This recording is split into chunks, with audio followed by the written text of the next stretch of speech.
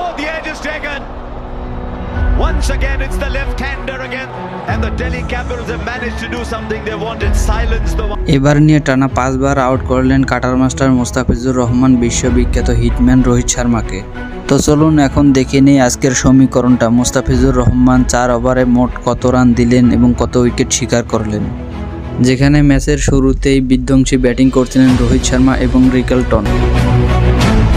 যেখানে দুষ্মান্তা ক্যামেরা গড়ে 4 ওভারে রান ড্রপ করেন 54 রান এবং মুকেশ কুমার রান ড্রপ করেন 48 রান। সেখানে তৃতীয় নাম্বার বোলিংয়ে এসে মুস্তাফিজুর রহমান রান ড্রপ করেন মাত্র 30 রান।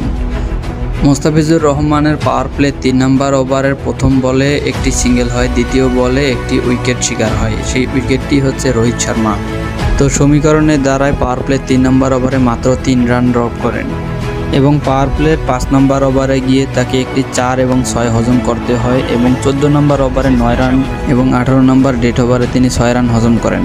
কিন্তু শুধু বোলিংয়ে খেয়াল করলেই তো হবে না, ব্যাটিং লাইন আপও ঠিক রাখতে হবে।